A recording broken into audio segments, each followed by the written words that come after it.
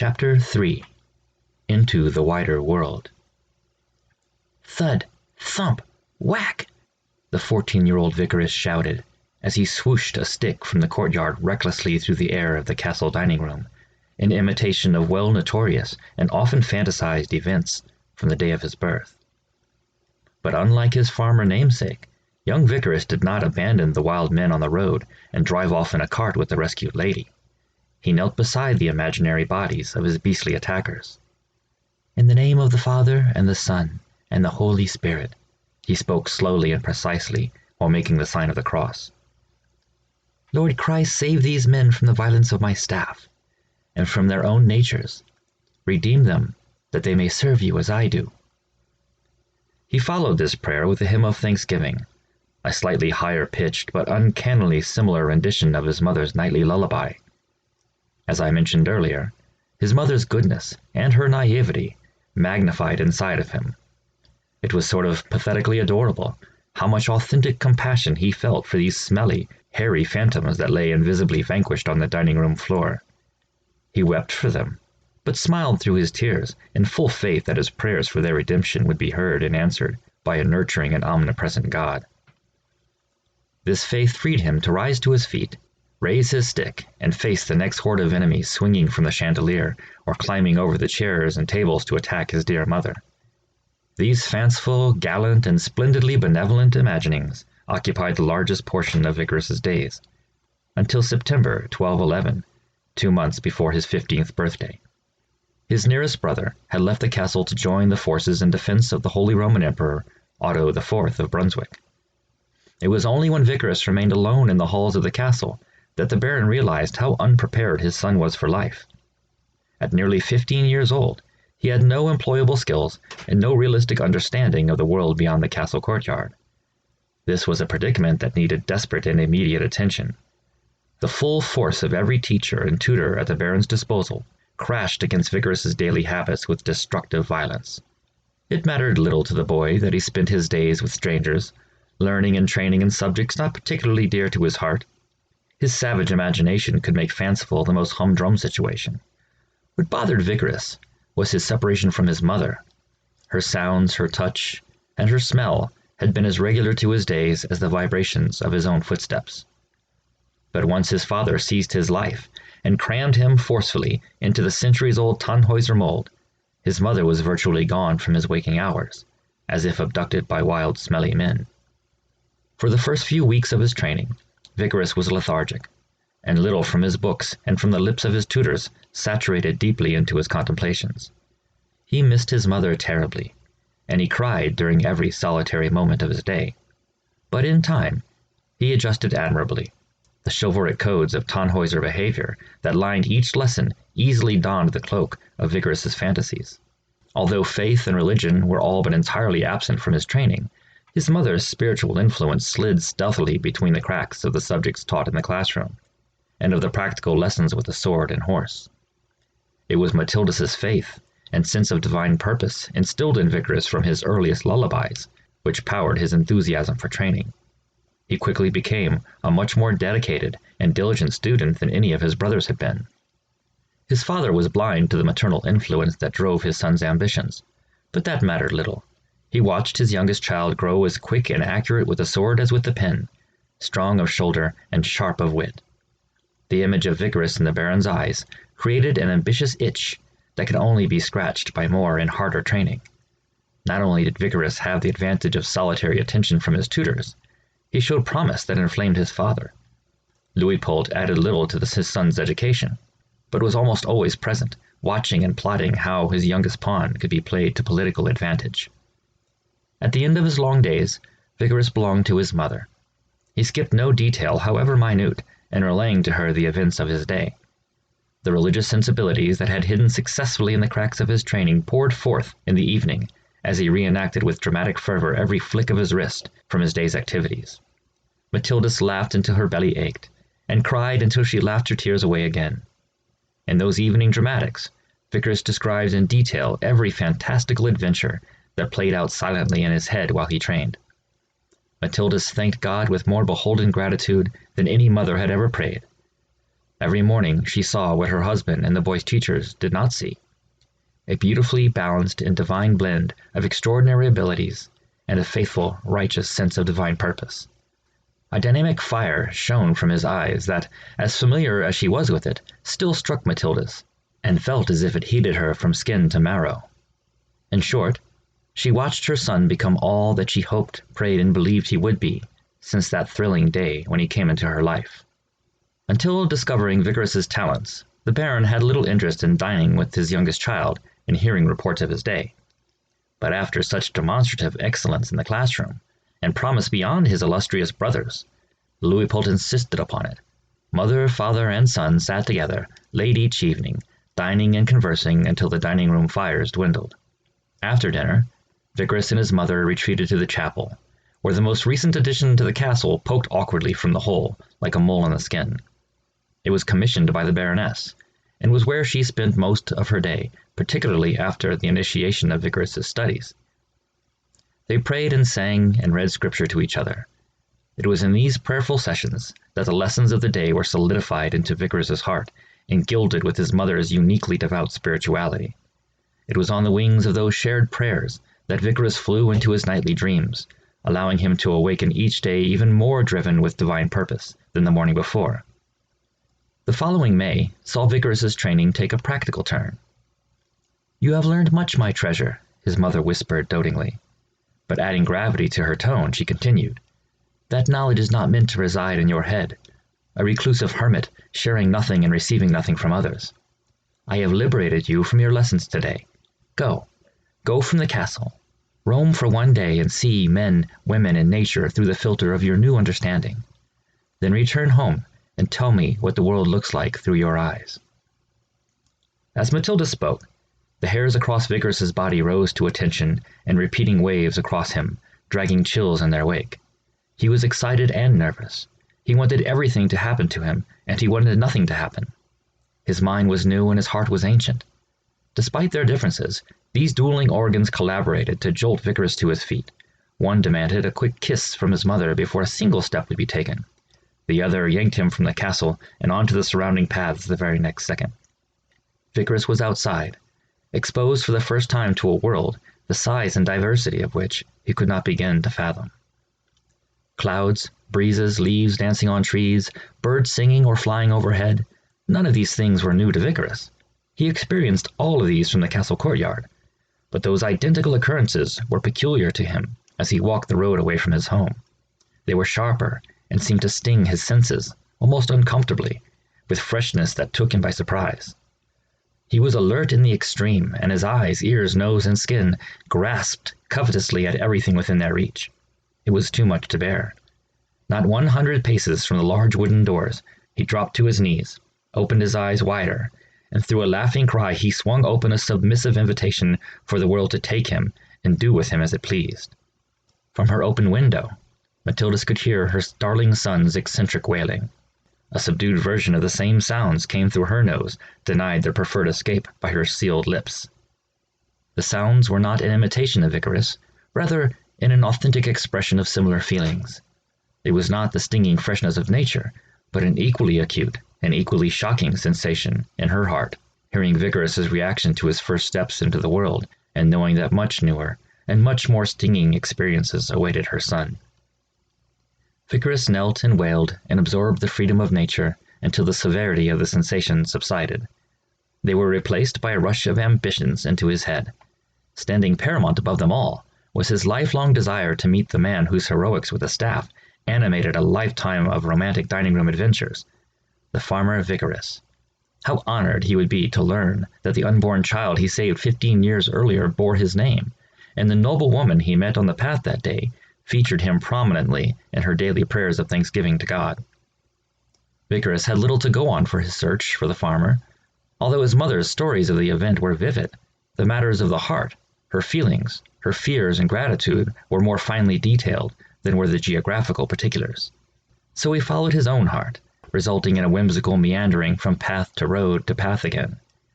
He was too faithful to be frightened, but the truth is, he was quite lost. He wandered until the sun was directly above, when he came across a tilled field where dozens of farmers had been sowing seeds. They were at rest then, and the dull murmur betrayed the calm nature of conversational topics without Vickers discerning a single word. Richly dressed and demonstratively conspicuous among the soiled earth tones of the resting farmers, he walked among them and drew their attention. "Vickers!" he shouted. His voice seemed to echo back to him, not into his ears, but as an instant memory of how awkwardly his own name rang across the silent field. His throat seized to proclaim the name more loudly, but froze before a sound escaped.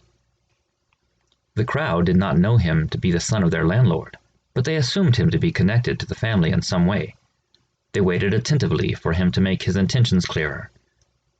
He volleyed his eyes from left to right and back again, across the curious faces that sat amid the tilled soil and took their midday break. He settled his sights on one woman. Of the lot of strange faces, hers looked most familiar, and therefore most welcoming. She was like his mother in some features, the point of the nose and slightness of the chin, but mostly it was the hair, that light wavy hair that had once been his before it yielded to his father's influence. Aside from the minutely similar facial features and the hair, the woman bore no resemblance to anyone in the line of Tannhäusers or Zähringens. But it was enough for Vickers to single her out and approach her comfortably.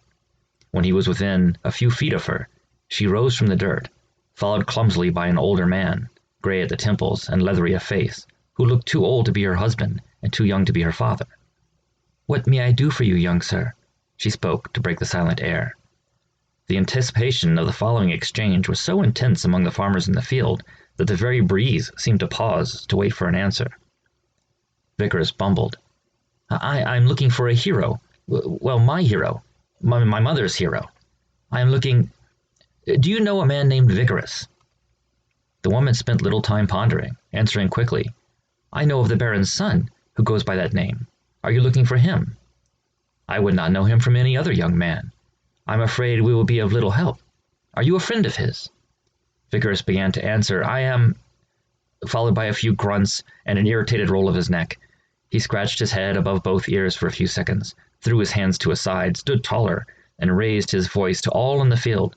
"Does anyone know the farmer named Vickers?" The woman and the older man who stood beside her turned to the workers behind them, many of whom had risen to their feet and inched closer to the richly dressed, neatly groomed, but peculiarly behaved young visitor to their field. Vickers' jigging extremities, his jerking shoulders, and the desperation in his voice combined to draw from the simple farmers that pure and powerful brand of compassion that one only sees in that sort of folk. They had a desire to ease and comfort him that slowly grew frenzied. They continued to inch toward him while scanning their eyes across the others, hoping that someone would stand forth and offer the poor boy what he so frantically desired. Time distorted in this awkward, pastoral scene, stretching the seconds to 7 times their natural length, until a withered old voice pushed through the thick tension of the air, shouting, "I know Vickers!" Gasps, sighs, and oohs shot forth from every face in the field, followed by, "Who is that?" and "Bring him forward!" and many sympathetic vocalized hums. The crowd of farmers, who had crept into a rather tight cluster after having been spread throughout the field, parted in half to create a corridor for a single, withered old man to pass directly to the young Tannhäuser. Vickers stood and stared motionless, with held breath, as the man approached him. When they stood face to face, they examined each other closely. The old man looked puzzled at Vickers, unsure how this young man could possibly know the name he shouted. Vickers studied the face in front of him, hoping to recognize any part of the hero described by his mother in the face of the stranger before him. Vickers' eyes crept from contour to contour, around and across the man's face, until settling upon the eyes. Every tense muscle and skin that writhed until hard across Vickers' entire body suddenly softened. Every harsh and jagged angular feature melted and rounded. The eyes. He found the familiarity he sought, barely exposing themselves from behind a pair of wrinkled eyelids. They were exactly as his mother had described, amber in the middle, crusted along the outside with deep, dark brown, but exploding from the center and pouring in streaks through the amber, as if erupting from the pupils and flowing downward, was a glorious and sparkling gold. The farmer saw clearly that profound thoughts worked rigorously through Vickers' head. How could he not? Everything inside of the boy had been on bold display his entire life. as if he had been born inside out. "How do you know that name?" the raspy old voice asked him. "It is the name of my rescuer," Vickers answered tenderly, assuming he addressed his hero. "I think not," the man pushed forward, tilting his head and folding his arms. "You are too young, and Vickers has been gone for, at least 15 years. Vickers' cheeks sank as he drew them into his mouth to chew on them from the inside. "So you are not he?" he struggled to whisper. "No, I am not, and you could not have known him." Vickers dropped his eyes to the toes of the man in front of him and spoke more to himself than to any audience, but just loud enough for those nearest him to hear. I did not know him, and I have always known him." After allowing himself a few moments to recover from his disappointment, Vickers raised his head to see the confounded expression of the farmers surrounding him. The old man did not look puzzled. His penetrating glare demanded an explanation for the contradiction of the last statement to break the otherwise silent air of the field. Vickers cleared his throat and explained. "He saved my mother's life on the night that I was born. He delivered me from my mother's womb. His were the first hands to touch me. But he fled from the scene and never received the gratitude owed to him. Your story does not surprise me. He was drawn to trouble, for better and worse, like flies to refuse. He never sought adventure, but adventure was certainly drawn to him." "Who is he?" "He is my brother, or was my brother." "Was?" "I have not seen him in almost 15 years. Without warning, the man plopped onto the ground and crossed his legs in front of him. He made himself comfortable, adjusting for what he intended to be a long sit in the field. He gestured for Vickers to sit beside him. Vickers quickly obeyed, lifting his feet from the dirt before his weight was supported by other limbs. He plopped hard and awkwardly to the ground, but he did not care. The book of his childhood hero was about to receive more pages, and his spirit bloated within him, exposing itself to the farmers of the field, through his raised hairs on his arms, the shiver of his skin, and the burst of air that popped from his nose in infantile giggles. The other farmers gathered tightly for the story. Some sat and some stood, but all gave their ears to the old man. He told this story.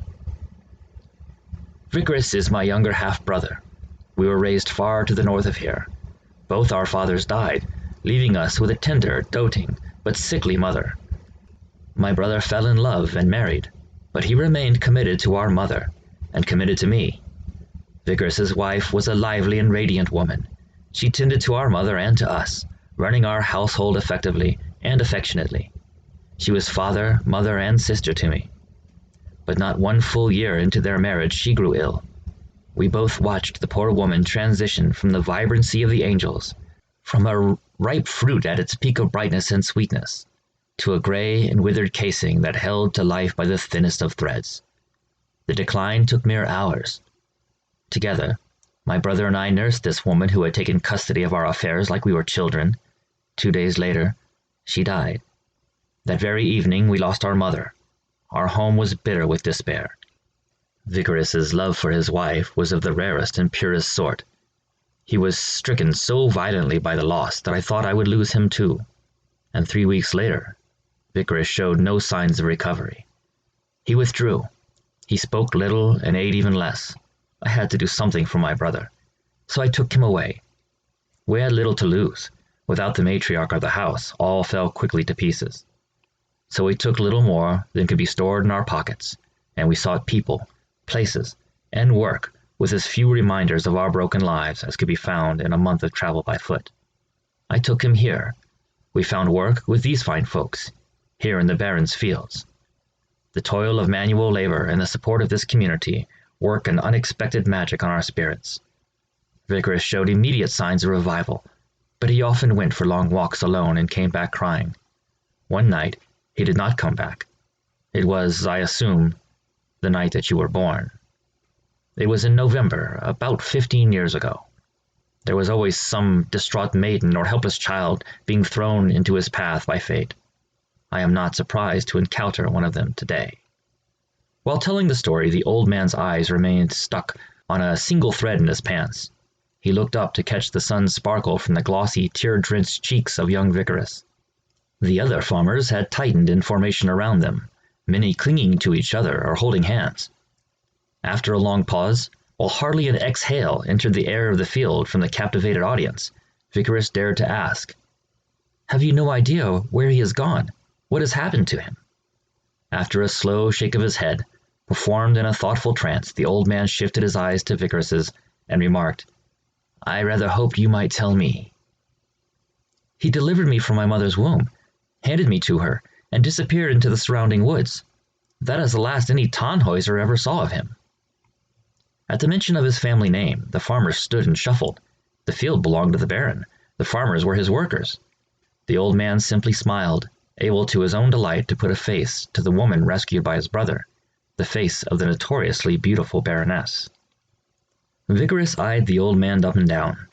Aroused out of the fog that had swallowed his brain since the hero's brother stepped forward, he finally saw clearly the condition of the man who stood cross-legged in front of him. Vicarus stood quickly and offered the man his hand. The man gave it, and Vicarus helped him to his feet. He looked worn and dirty, conditions not noticed by Vicarus while his curiosity still held its despotic grip on his attention. Pity for the man blended with a tremendous sense of debt. "What is your name?" he asked the man. "I am Allowich, young lord." "And you must be young Luitpold von Tannhäuser." Vicarus placed his hand gently on the man's shoulder and answered, "I am Luitpold Vicarus von Tannhäuser, named after my father, and after your brother." All dirtiness, all tiredness and squalor evaporated from Allowich, heated to oblivion by the warmth that radiated from within him as his smile broadened and his eyes, which were locked on Vicarus's, dewed with emotion. The farmers stood torn between absorbing the tender moment and showing their young lord how industriously they work, resulting in awkward steps and double steps, turns and shifting, which Vicarus found hilarious. He slid his hand from Allowich's shoulder to his palm and pulled the man forward, back toward the castle, saying, "Come, you are like family to me, and a grateful household will want to thank you for your brother's heroics." "Thank me?" Allowich asked. "Of course, you brought your brother here, and he saved my mother. If not for you, I would not have been born alive." As they walked through the crowd of farmers, he and Allowich smiled at the comments, "That's right," and "Young lord is correct," and "Allowich saved the Baron's son," sprouting gracefully from the smiling faces of the farmers, like the springtime blossoms on the trees that surrounded the field. End of chapter 3.